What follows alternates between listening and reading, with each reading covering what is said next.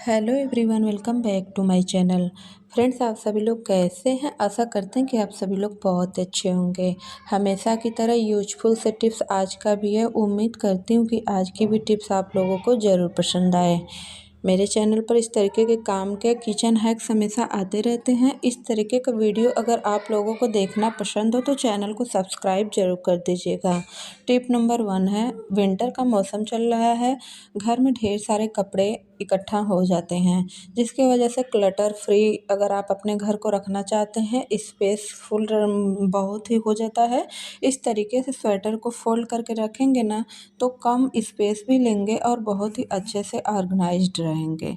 आपको मुश्किल भी नहीं होगा और आसानी से मिल भी जाएंगे, क्योंकि इस समय स्वेटर और वो ढेर सारे पूरी फैमिली का निकलने की वजह से घर में बहुत ही ज़्यादा कपड़ा दिखाई देता है। तो इस तरीके से थोड़ा सा टाइम लगेगा। पाउच की तरह पैक कर दीजिए, इससे आपके जो स्वेटर हैं एकदम ऑर्गेनाइज्ड रहेंगे। और इसी तरीके से आप जो पजामे वगैरह होते हैं सबको इस तरीके से रख सकते हैं।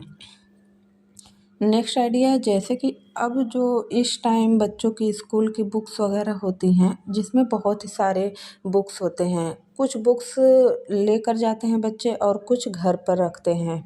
अगर आपके घर में कबर्ड वगैरह नहीं है तो आप बुक्स को इस तरीके से भी ऑर्गेनाइज कर सकते हैं। तो सबसे पहले आपको, जैसे 10 बुक्स हैं, अगर 5 बच्चे ले जा रहे हैं, 5 घर पे है, तो आपको सिंपली इस तरीके से बुक्स के ऊपर बुक्स को रख देना है खोल के।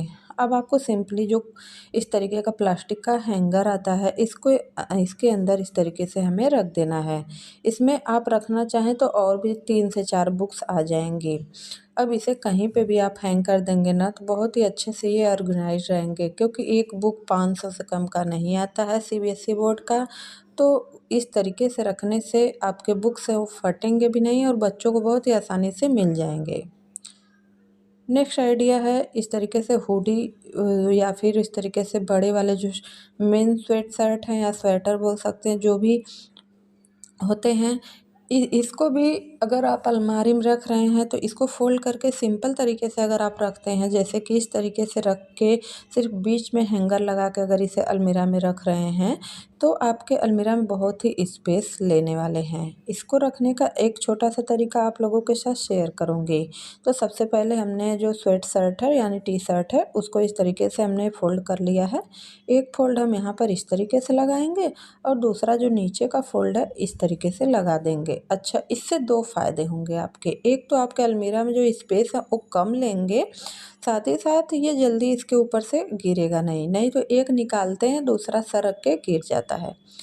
नेक्स्ट आइडिया है इस तरीके से सिंक को लेकर। सिंक में होता ये है कि जो ठंड के मौसम में हम इसमें तरह तरह की साग है, तरह तरह की चीज़ें धोते हैं, तो इससे होता क्या है कि इसके अंदर से कुछ अजीब सा बैड स्मेल आने लगता है। जैसे कि फिश की पानी का स्मेल होता है, जैसे मछली का पानी होता है, उस तरीके का स्मेल आने लगता है, जो कि बहुत ही गंदा लगता है।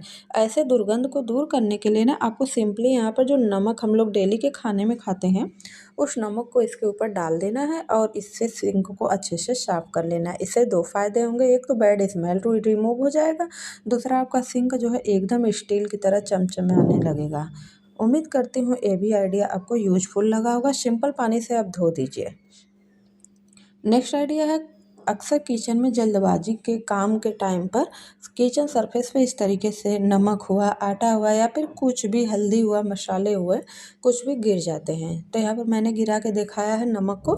अब ये गिर जाते हैं, इनको हम गीले कपड़े से अगर क्लीन करेंगे ना तो ये पूरे, एक तो इस कपड़े में पूरा किरकिरी सा हो जाएगा, या फिर आटा तेल है तो चिप चिप चिप चिप हो जाएगा, और या फिर जो भी चीज़ें जिस तरीके का है उसे आसानी से उठाने के लिए हमें सबसे पहले न्यूज़पेपर का इस्तेमाल करना चाहिए।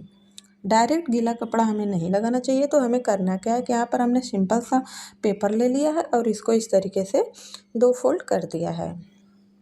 अब यहाँ पर आपको करना क्या है कि इस जो जो भी चीज़ें गिरी है, जैसे यहाँ पर नमक है, तो नमक को हमें सिंपली इस तरीके से दबाना है उंगलियों की मदद से और इस तरीके से कर देना है। अब ये सिंपली ना बहुत ही आसानी से, बिना एक भी टुकड़ा इसमें का कुछ भी इसमें से ज़रा भी नहीं गिरेगा और ये बहुत ही अच्छे से हमारे जो पेपर में है ना आ जाएंगे। अब इसके बाद आप गीले कपड़े से क्लीन करेंगे ना तो बहुत ही अच्छे से क्लीन हो जाएंगे। साथ ही साथ ये होगा कि कपड़ा जो आपका क्लीनिंग का है वो भी गंदा नहीं होगा। अब इस जो वेस्ट मटेरियल है इन्हें उठाइए और फेंक दीजिए डस्टबिन में, और किचन का प्लेटफॉर्म बहुत ही अच्छे से क्लीन हो जाएगा बिना किसी झंझट के, बिना किसी परेशानी के। उम्मीद करती हूँ ये भी आइडिया पसंद आया होगा। नेक्स्ट आइडिया होने वाला है बहुत ही ज़्यादा कमाल का, साथ ही साथ मनी शेविंग का भी है। जैसे कि 20 वाला विम बार हम लोग मंगाते हैं तो उसके पीछे बैक साइड में प्लास्टिक का कवर लगा हुआ होता है, लेकिन अगर हम 10 वाला मंगाते हैं या फिर 5 वाला मंगाते हैं तो उस पे नहीं लगा हुआ होता है। तो यहाँ पर ये जो 5 वाला विम बार हमने लिया हुआ है, इसको हमें जो क्या करना है कि ये जल्दी गले नहीं, इसे वाटर प्रूफ बनाने के लिए पीछे के साइड से तली में से गल के पिघलने लगता है। तो यहाँ पर हमें करना क्या है कि रख देना है तवा, और तवा पे मात्र 2 मिनट भी नहीं लगेगा। हल्का सा तवा आपका गर्म हो, ज़्यादा नहीं गर्म होना चाहिए वरना ये पॉलिस्टिक जो है ना गल जाएगी, पॉलीथीन जो है एकदम गल जाएगी। तो बस आपको थोड़ा सा गैस आपका सिमसिमा हो जाए इस तरीके से आप कर दीजिए। एक तरीके का ये लेमिनेशन का काम करेगा। इस तरीके से साबुन के पीछे वाला एरिया जो है वो लेमिनेट हो जाएगा। इससे फ़ायदा ये होगा कि साबुन जो है ना वो जल्दी गलेगा नहीं, लंबे टाइम तक चलेगा। थोड़े पैसे में भी आप अपने घर गृहस्थी को चला सकते हैं, बस थोड़ा सा ट्रिक आपको पता होना चाहिए।